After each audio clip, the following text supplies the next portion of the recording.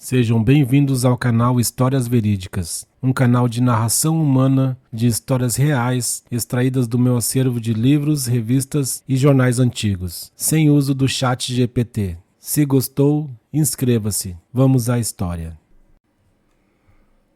Salvos por um herói. Os 4 adolescentes presos pelo incêndio estariam perdidos se não passasse alguém que não era um homem comum. Sheldon Kelly. Tarde da noite, naquele 24 de setembro de 1981, Charles Thomas Rudloe voltava de carro para casa, cuidadosamente, pela sinuosa e mal iluminada rodovia 108 de Maryland. A estrada, bordejada de majestosos carvalhos e plátanos, havia vitimado 13 pessoas nos últimos 12 meses, ganhando da imprensa local o codinome de Rodovia Assassina. E Rudloe, homem grisalho de 51 anos que trabalhava em vendas, não estava nada interessado em tornar-se mais uma vítima. Numa lombada, ele reparou nos faróis à distância. Desapareceram de repente. Momentos mais tarde, quando descia a colina, notou um clarão estranho vindo de um denso bosque de carvalhos, que ladeava uma curva fechada. Viu o clarão avivar-se e depois chamas. Pisou fundo nos freios e correu para os destroços incandescentes de um carro de 2 portas esmagado contra uma grande árvore. Naquilo que parecia ser o banco do motorista, viu, iluminada pelo clarão, a silhueta de uma adolescente. Não havia nada que Rudloe temesse mais do que o fogo. 6 anos antes, sua única filha, a segunda de 6 crianças, quase havia morrido de queimaduras provocadas por um forno. Ele acompanhara o sofrimento da menina com os enxertos de pele e as operações, e jurara fazer o possível, caso tivesse oportunidade, para salvar quem ele pudesse de semelhante experiência. Além disso, Rudloe era um homem extraordinário. Já por 3 vezes havia salvo vidas, arriscando a própria pele em 2 dessas ocasiões. Em 1952, salvara a nado 2 homens cuja canoa virara no rio Potomac. Em 1958, atravessara a nado um rio gelado para salvar um provável suicida. E, em 1979, passara 1 hora com a vítima inconsciente de um acidente de automóvel, ministrando-lhe tratamento anti-choque e outros primeiros socorros até chegar ajuda. Lutando para controlar o medo, tentou desesperadamente abrir a porta do carro emperrada. Quando viu que não conseguia abri-la, enfiou o corpo pela janela e começou a puxar dali a moça. Enquanto o fazia, chamas do motor que atravessara o painel de instrumentos espalharam-se rapidamente pelo painel, atingindo o chão do veículo. Com uma fumaça espessa, ele mal conseguia ver. Tateando, tocou no corpo inerte de um rapaz que jazia ao lado dela. "Já venho buscar você!" gritou. "Já venho!" Rudloe, homem robusto, de 1,85 m, habituado a fazer exercícios, arrastou a moça pela janela e carregou-a para sua caminhonete. Ela estava sangrando e em estado de choque. Sentou-a no banco, cobriu-a com um cobertor e voltou a correr para os destroços do automóvel. Uma cortina de fumaça saía pela janela lateral. As chamas já haviam atingido o interior do teto e os estofados. Ao esgueirar-se mais uma vez pela janela, procurando o corpo do rapaz, Rudloe ouviu gritos histéricos. "Outra moça!" Esticando-se, conseguiu finalmente localizar o braço do rapaz coberto de sangue. Puxou-o pela janela, deu, horrorizado, com o rosto ensanguentado de mais um corpo, o do motorista. Seu banco fora violentamente projetado para a frente. Quer dizer que havia 4 jovens no carro, não há o que fazer. E depois, pelo menos salvei 2.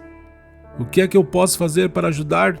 perguntou com a voz premente Steve Kimball, de 29 anos, outro vendedor que tinha passado por ali e parado para ajudar.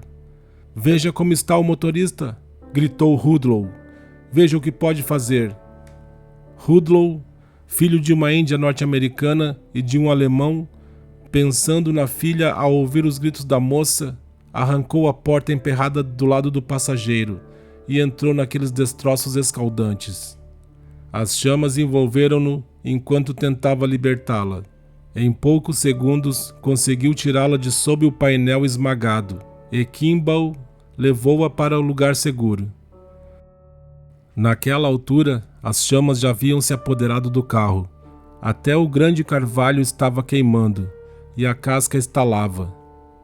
Meu Deus, dá-me forças, pedia Rudlow. Sem esperar o regresso de Kimball, Rudlow voltou a entrar no carro destruído.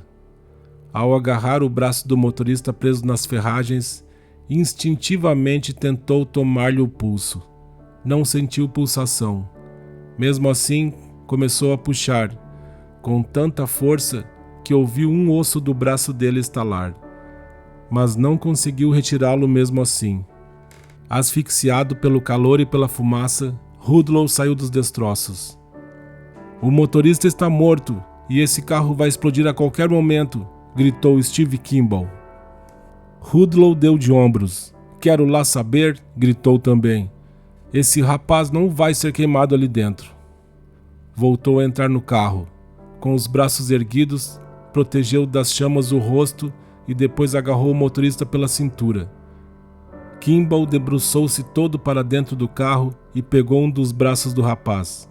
Também ele tinha um medo pavoroso de fogo, principalmente de explosões.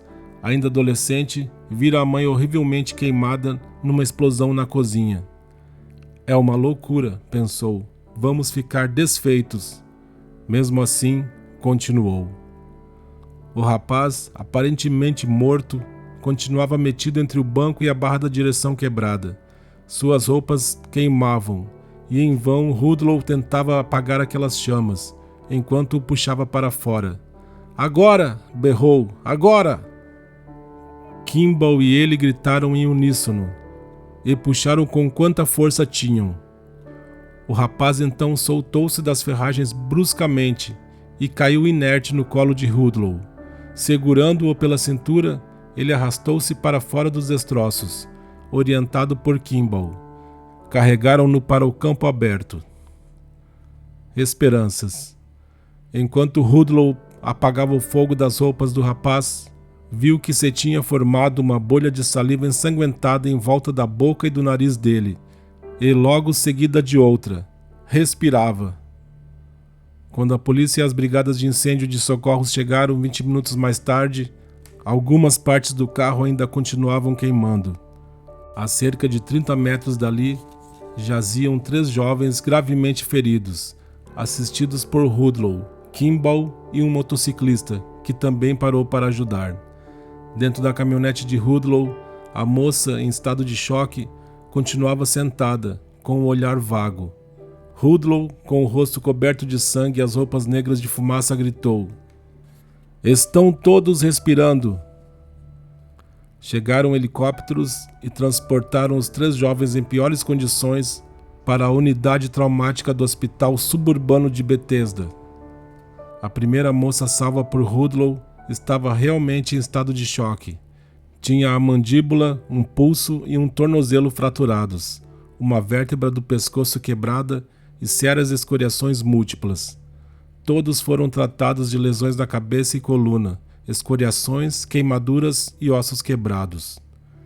Rudlow tinha queimaduras de 2º e 3º graus, uma vértebra fraturada, um dente quebrado e inalara fumaça. Quando na manhã seguinte lhe deram alta do hospital, soube a boa nova. Os médicos tinham esperança de que todos iriam recuperar-se. Ele levou ao rosto as mãos enfaixadas e chorou de alegria. 2 meses mais tarde, os 4 acidentados, acompanhados pelos pais, foram fazer uma visita a Rudlow. Cindy Bundy, de 18 anos, empunhando muletas e com as lágrimas a correr pelas faces, leu uma placa gravada agradecendo a Rudlow pela sua bravura e heroísmo ao salvar nossas vidas com o risco da sua. Para você, nosso amor, reconhecimento e orações eternos. Os outros adolescentes, Brian Claggett, Mark Minning e Anna Shipley, beijaram Rudlow, que chorava. Depois, os pais deles vieram cumprimentá-lo. Ofereceram a Kimball uma placa semelhante. Não sei o que teria feito se Rudlow não estivesse lá, disse Kimball. Limitei-me a segui-lo. Ele parecia que já tinha muita experiência no assunto. Outros adolescentes, sabendo do heroísmo de Rudlow, escreveram agradecendo. Podia ter sido eu, diziam alguns. Vários pais também escreveram ou telefonaram. Podia ter sido meu filho. Rudlow recebeu também uma carta do presidente Reagan, que em certo trecho dizia: numa época em que tanta gente se esquiva de participar para ajudar aqueles que estão em dificuldades, você se destaca como um verdadeiro samaritano.